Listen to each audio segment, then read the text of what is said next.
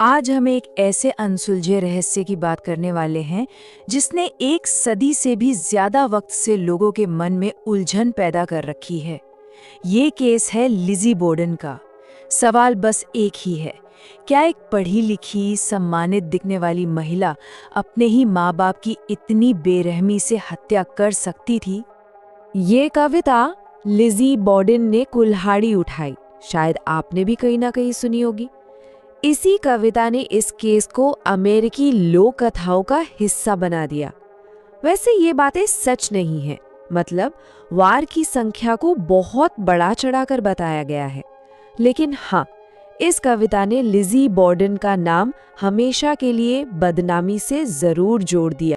तो चलिए कहानी शुरू करते हैं उस बेहद गर्म और उमस भरी अगस्त की सुबह से, जब एक घर की शांति एक जोरदार चीख से हमेशा के लिए भंग हो गई।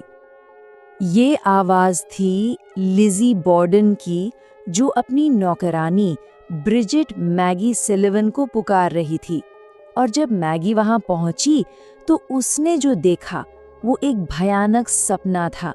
बैठक के कमरे में एंड्रयू बॉर्डन की लाश पड़ी थी। हमला इतना भयानक था कि एंड्रयू बॉर्डन का चेहरा पहचानना भी मुश्किल था। हत्यारे ने कुल्हाड़ी से उन पर एक दो नहीं बल्कि 11 बार वार किया था। ये किसी बहुत गहरी नफरत का संकेत दे रहा था।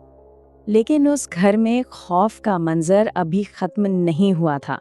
जब लिज़ी की सौतेली माँ एबी बॉर्डन की तलाश शुरू हुई तो ऊपर के एक कमरे में एक और दिल दहला देने वाली खोज हुई। मेहमानों के कमरे में एबी बॉर्डन की लाश मिली और उन पर हमला और भी ज्यादा बेरहमी से किया गया था। उनके सिर पर पूरे 19 बार। ये क्रूरता, क्या ये हत्यारे की और भी ज्यादा नफरत की तरफ इशारा कर रही थी? तो आखिर इन भयानक हत्याओं के पीछे का मोटिव क्या हो सकता है? इसका जवाब शायद बॉर्डन परिवार की चारदीवारी के अंदर ही छिपा था, जहां बाहर से सब ठीक दिखता था लेकिन अंदर तनाव और कई गहरे राज दबे हुए थे। बॉर्डन परिवार की जिंदगी एक अजीब से विरोधाभास में जी रही थी। एक तरफ एंड्रयू बॉर्डन शहर के सबसे अमीर और जाने माने लोगों में से एक थे, लेकिन दूसरी तरफ वो इतने कंजूस थे कि उनके बड़े से घर में ना तो बिजली थी और ना ही अंदर बाथरूम। और ये बात उनकी बेटियां लिज़ी और एम्मा को हमेशा चुभती रहती थी। तो चलिए इस परिवार के किरदारों से मिलते हैं। एंड्रयू, अमीर लेकिन बेहद कंजूस पिता। एबी, उनकी दूसरी पत्नी जिसे बेटियों ने कभी अपनी माँ नहीं माना। और फिर लिज़ी और एमा, 2 बहनें जिन्हें लगता था कि उनकी अपनी ही दौलत से उन्हें दूर रखा जा रहा है। वो अपनी सौतेली माँ को कभी माँ नहीं बल्कि मिसेस बॉर्डन कहकर बुलाती थीं। सोचिए कितनी दूरी होगी उनके बीच। और फिर एक ऐसी घटना हुई जिसने सब कुछ बदल दिया। एंड्रयू ने अपनी पत्नी एबी की बहन को एक घर तोहफे में दे दिया। इस बात पर घर में जबरदस्त झगड़ा हुआ और लिज़ी के दिल में अपनी सौतेली माँ के लिए नफरत की आग और भी ज्यादा भड़क उठी। तो चलिए अब पुलिस की जांच पर नजर डालते हैं। शुरुआत में तो पुलिस को कुछ समझ ही नहीं आया, लेकिन बहुत जल्द उनका शक सिर्फ एक ही इंसान पर आकर टिक गया, और वो थी लिज़ी, जो हत्याओं के वक्त घर के अंदर ही थी। और ये टाइमलाइन, ये इस केस का सबसे अहम हिस्सा है। मेडिकल जांच में पता चला कि एबी की हत्या एंड्रयू से लगभग 2 घंटे पहले हुई थी। इसका सीधा मतलब ये था कि लिज़ी एक लंबे वक्त तक अपनी सौतेली माँ की लाश के साथ उस घर में अकेली थी।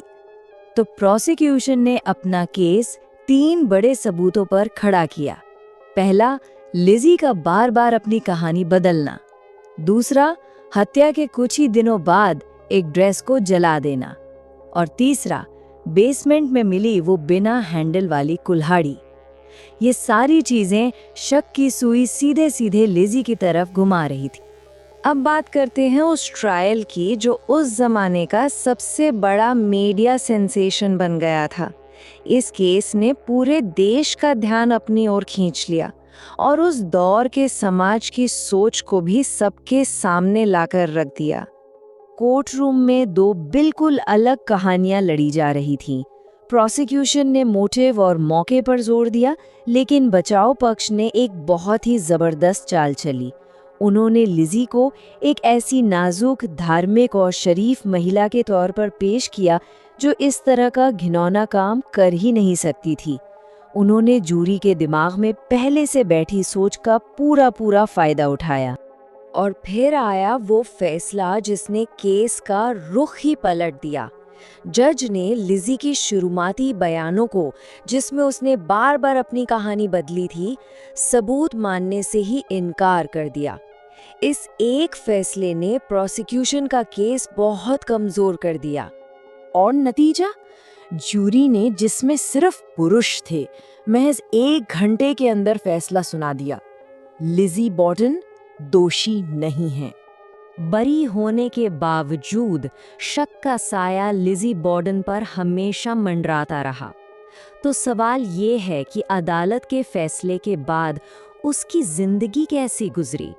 लिज़ी को वो सब कुछ मिल गया जो वो हमेशा से चाहती थी, पैसा, आज़ादी, एक बड़ी हवेली। लेकिन एक चीज़ थी जो उसे कभी नहीं मिली, सामाजिक स्वीकृति। उसके अपने ही शहर के लोगों ने उसे पूरी तरह से अलग थलग कर दिया और उसने अपनी बाकी की जिंदगी अमीर लेकिन गहरे अकेलेपन में बिताई।